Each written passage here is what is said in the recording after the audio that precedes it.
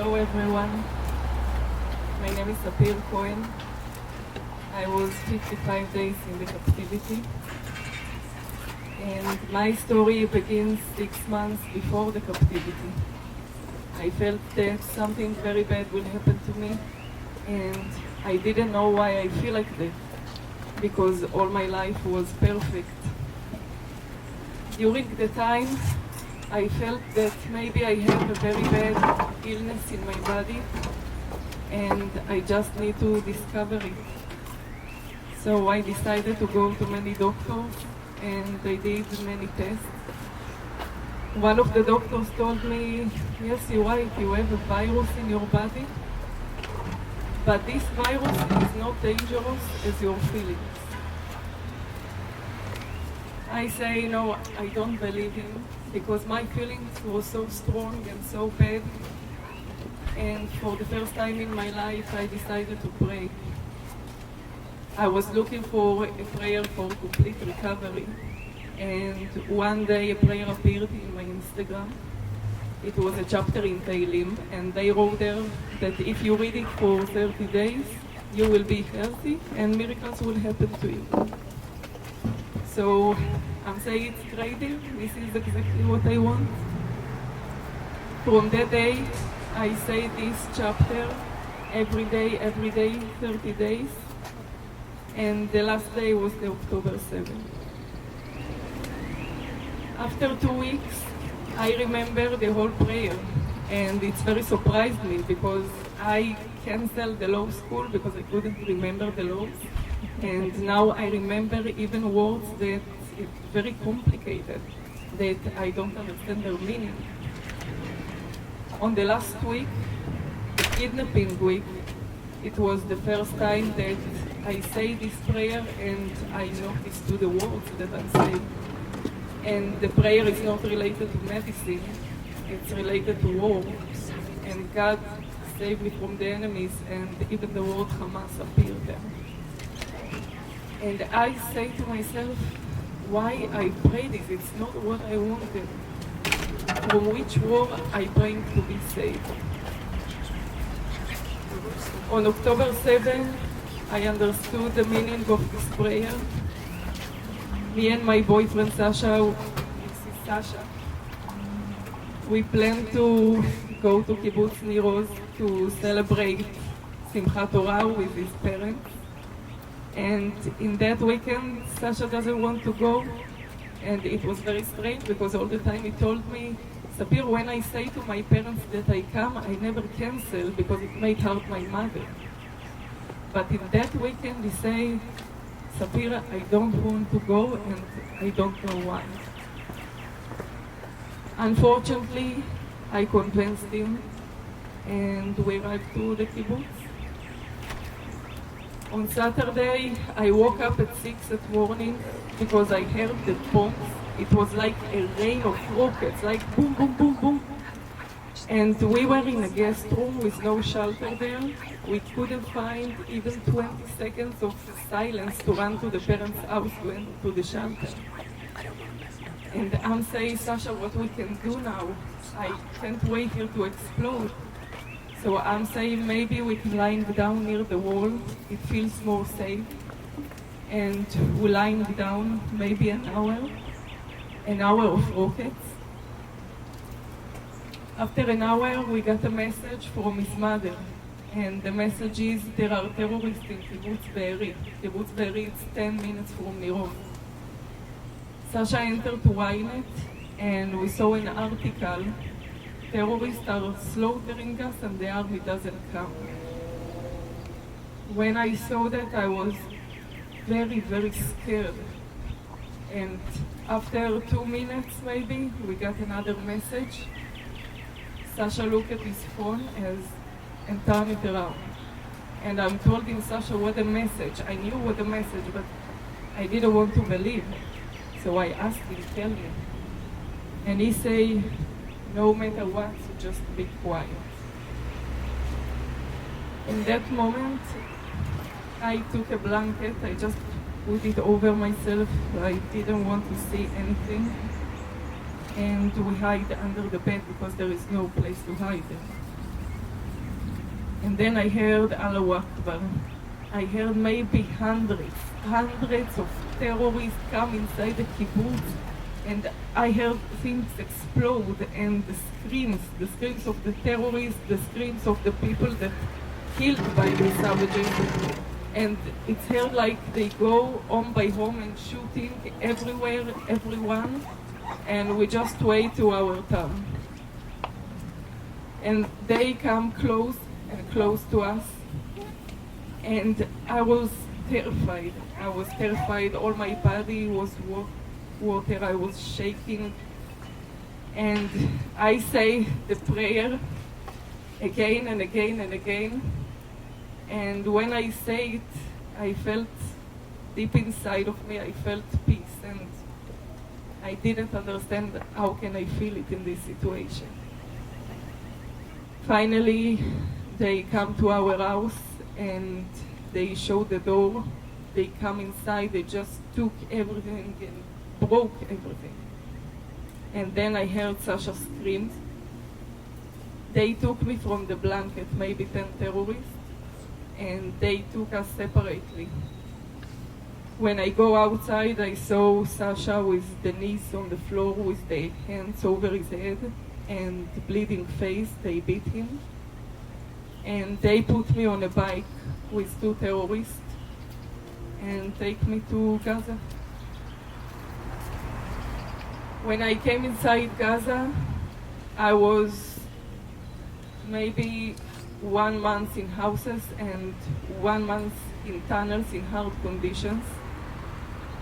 But before that, when I came inside Gaza, I saw thousands of people. This is the welcome in Gaza, thousands. All the civilians who was outside. All the street was full of civilians, the innocent civilians. And they are all come to touch me and to beat me.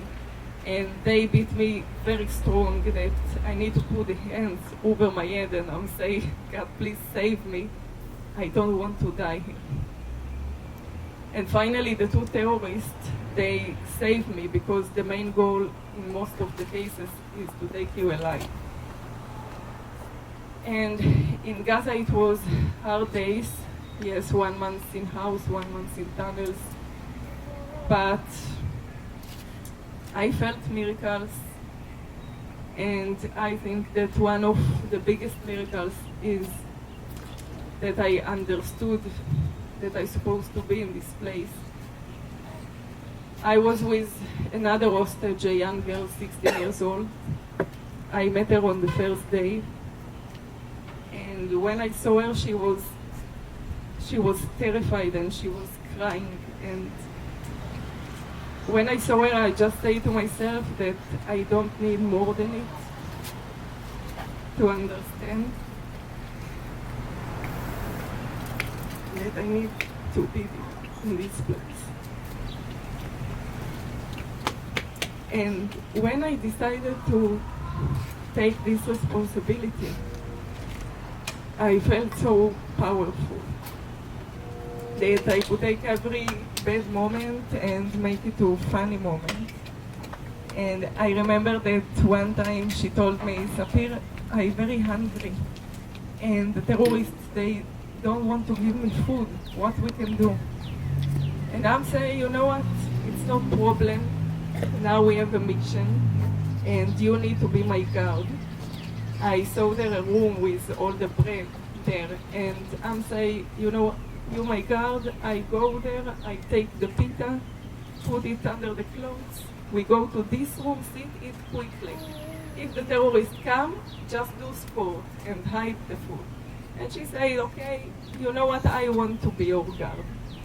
So we go, I take all the pita, we run to the room, we eat quickly, and then the terrorists come and say, what are you doing here? And we hide all the food. And I do like stretch. And she, with all her mouth full of pita, she wants to laugh. And I say, no, you can't. And I saw that it was very bad situation. And every time we did it, but she was laughing, and it was good to laugh in this situation. And after that, I remember a few days after they told us, now we go to the tunnels. And the girl, she says, Sapir, I don't want this. I don't go to the tunnels. And I say, we are in Gaza. And we have to see the attraction number one here is the tunnels. And she says, Sapir, you are crazy, but I want to be like you. And yes, one day, one of the terrorists drew a memorial candle and he wrote my name on this candle. And I was very angry because every day I talk with him, 5 hours maybe. I was very angry and I'm saying, why? Why you wrote my name? And he say, I hate you because you're my enemy and I hate you. But when you are here, all this place lighting. I say, what? I can't believe that I hear that from a terrorist. And every day I said 3 things. The first is my prayer. The second is, thank you, God, that you sent me to this place because I feel all the power that you gave me. And I know how to use it to keep myself and to help the other hostages. And the last is, thank you, God, about all the angels that you sent me to this hell. And when I came back to Israel, and I saw how many people prayed for me, and how many people decided to be more good people because they believe that this thing will bring me back, I understood that all the angels that I felt, they are not imaginary. But unfortunately, Sasha is still there with a lot of other hostages. And I saw some groups of hostages that get just salt water for drink, and this water destroys their body, that get just 1 pita per day. Some of them injured, and some of them have very bad illnesses, and they don't get the appropriate medicine or the appropriate treatment. On the first day, I saw another hostage, an old man, 85 years old, and they beat him so strong that after a few days he died. The hostages, they think every day about their families and they don't know who's still alive and who killed, and this thought kills them every day more and more. My boyfriend is still there and his father killed on October 7. The mother and the grandmother kidnapped and released. So this is the time that we need to do more. We need to do everything that we can to bring all of them, to bring them back home now and alive. Thank you.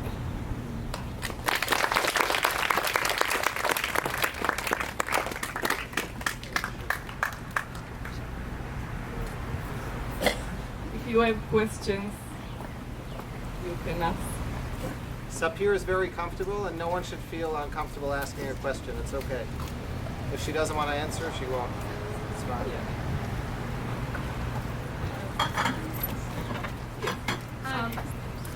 What was it like when you heard you were finally getting out, coming home? What was your feelings? What happened? Are you able to describe that? Thank you. So they told me 10 minutes before, maybe you go home today, it's 90%. And I didn't believe because every day they say 90%. But finally I saw someone very familiar that Israel killed before maybe 2 weeks. And I understood that, yes, it takes me back to Israel. And all the way to Israel, like it was like a dream. You know, all this time from October 7, it's unbelievable. And I feel like I'm not in the reality. And when they took me out to Israel, I saw many people in the streets. Like it was amazing, and many people come to our car and just like hug the car. We waiting for you. It was amazing. And then someone told me, okay, so now you go to see your parents and your brothers, and it doesn't say Sasha. Sasha is my boyfriend. So I understood that Sasha or kidnapped or killed, and finally I would say, okay, it's good that it's kidnapped. And with my parents it was a little bit strange because I'm changed. I came back different person, and they didn't know how to get it. And they say to my brother, we think that Sapir crazy now, but it's like take a time until they understood that I'm changed and they need to accept it. Okay, he won't. Yeah. He very likes Sinwar. You know Sinwar? So I didn't know him, and I was in the tunnels, and one day he came to my place. Hey, Yaakov here, and we're about to get up to the most powerful moment from Sapir's escape, and you'll hear how she went face to face with Sinwar. But I just wanted to tell you that we had the opportunity to sit down with Sapir again and ask her some of the most difficult questions about her experience. And let me tell you, she bravely expresses herself, and we'll be showing more of Sapir's story on our Tisha B'av film, which will be available for free on August 12th at 9 p.m. New York time on our YouTube channel, Living Lchaim. So there's so much more to our story. Also, we just wanted to tell you about our farmers who sacrificed their livelihoods by observing Shemitah, which is dedicating themselves to a divine commandment that the Torah ensures keeps the security of the land of Israel for all of us. And you all stepped in to help them, and it was beautiful, but unfortunately, their struggle continues.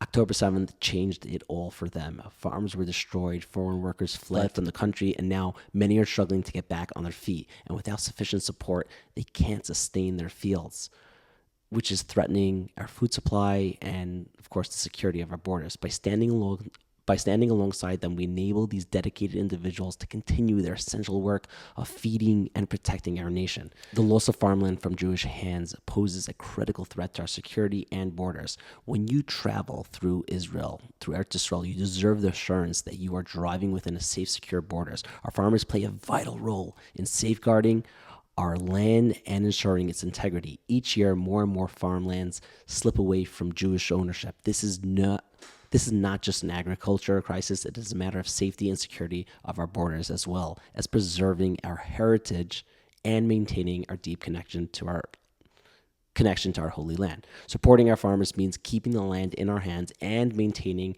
our strong roots. When you hear news of a bomb falling in an open field, it often means devastation for our farmers. Their greenhouses, crops, and fields suffer immense damage. In these challenging times, our farmers need support to recover, rebuild, and get back to what they do best. Open your heart and donate here on KerenHashvius.org/donate. That's KerenHashviis.org. There's going to be a link in the show notes. Help preserve our land, heritage, and security by supporting those who cultivate it. Now back to Sapir's story. You know Sinwar? So I didn't know him, and I was in the tunnels, and one day he came to my place, and he say, tomorrow you go home. And then another terrorist say, no, she is not under 18. So we say, okay, so you don't go. Now tell me what you did in the army. And I was red on my face because I wasn't sure what I told them before. They did the investigation for me, and I just say something and I wasn't sure what it is. So finally he go out, and when I came back to Israel, I saw him on each TV. Just I saw his face every place, and I say, this face familiar to me. And yes, this is Sinwar. I didn't know.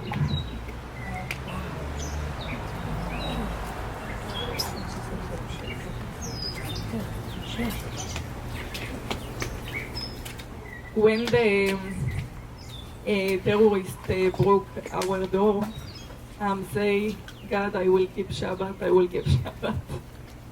I will save Shabbat, and now I save Shabbat. Yes, I keep Shabbat. What paragraph to כף זין, לדוד הוריד האישי. אפשר להגיד אותו תכף ביחד. If you have more questions. I have a question. Yes. What is it like for you now to speak? There's some of you that might feel like it's an obligation. Is this something that you were comfortable with before? Like, what is it like for you to get up in front of a crowd like this? And I know you've done it so many times to tell people. So before October 7, I was very shy and I couldn't stand in front of an audience. And when I came back, I did it maybe in front of thousands sometimes. And my brother asked me, how you do it? Because you very changed now. And I'm saying, yes, I didn't notice. I go to many places, especially I'm talk with the team and Haredim, because I want them to feel connected in what happened to Israel. I know that many of them not see TV and not really know what happened. So it's very important to me to connect all the Jewish people. And I want to share with you a special moment from the captivity. One day, one of the terrorists called me to watch TV. And when I watched TV, I saw a very big, like a lot of people in the hostage square. Yeah. I saw a lot of people with the signs, like bring them home now. דתיים, חילוניים, just כולם, thousands of people together. And I was very excited because I saw that all of them together, and what I remember before the October 7 is a very big division in our nation. And what even more surprised me is that one of the terrorists say, when all the Jewish together like this, they are very, very strong. So I believe all the time that maybe this is the main goal of this war, to make all the Jewish together. How did you speak to the terrorists? Like, you don't speak Arabic? No, I'm not speak Arabic, but I learned few words, and I'm trying a few words in English, few in Hebrew, and many like movements, body language. And one of them, it was the second miracle. One of them spoke English, and it was very unusual. So I'm saying, okay, I have to speak with him because he felt like God sent him to this world to spread the Islam in this world, and I talked with him every day, 5 hours, and he say maybe, he recognized the potential, and he say maybe you will be a Muslim.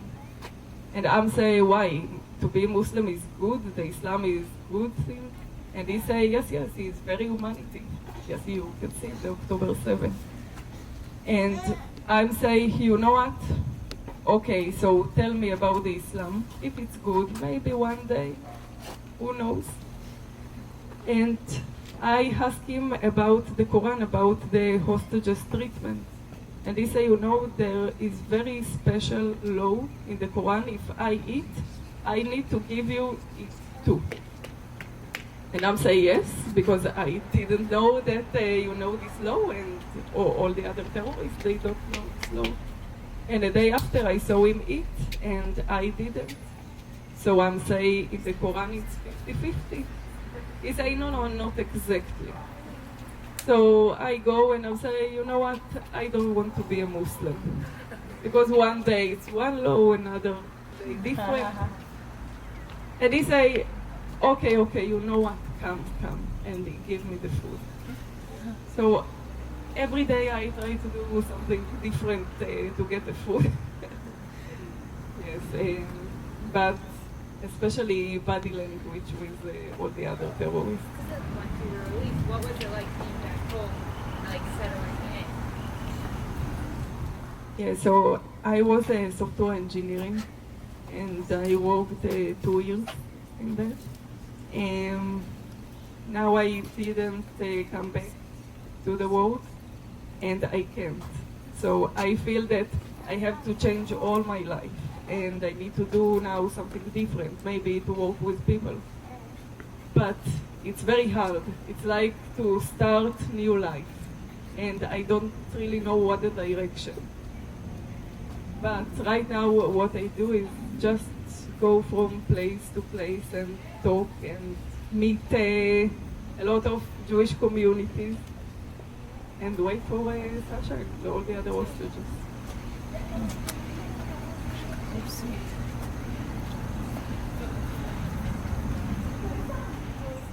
So now we can say כ"ז תהילים. You know it? חרדים יודעים תהילים כ"ז בעל פה. אז this chapter for Sasha, Alexander, Sasha Ben Lena, Leah, and for all the hostages that still in Gaza, we waiting for them. שיחזרו בעזרת השם, בריאים בגוף ובנפש ובזמן הקרוב. לדוד, אדוני אורי ואישי ממי ירא, אדוני מעוז חיי ממי אפחד, בקרוב עליי מרעים לאכול את בשרי, שרי ואויביי לי הם הכשלו ונפלו. אם תחנה עליי מחנה לא ירא ליבי, אם תקום עליי מלחמה בזאת אני בוטח. אחת שאלתי מאת אדוני אותה אבקש, שבתי בבית אדוני כל ימי חיי, לחזות בנועם אדוני ולבקר בהיכלו. כי יצפנני בסוכו ביום רע, יסתירני בסתר אוהלו, בצור ירוממני. ועתה ירום ראשי על אויבי סביבותיי, ואזבחה באוהלו זבחי תרועה. השירה והזמרה לאדוני, שמע אדוני קולי אקרא וכונני וענני. לך אמר ליבי, בקשו פניי את פניך אדוני אבקש. אל תסתר פניך ממני, אל תת באף עבדיך, עזרתי היית. אל תיטשני ואל תעזבני אלוהי אישי, כי אבי ואמי עזבוני ואדוני יאספני. הורני אדוני דרכך ונחני באורך מישור למען שוררי. אל תתנני בנפש צרי, כי קמו בידי שקר ויפי החמאס. לולא האמנתי לראות בטוב אדוני וארץ חיים. קווה אל אדוני חזק ויאמץ ליבך וקווה אל אדוני.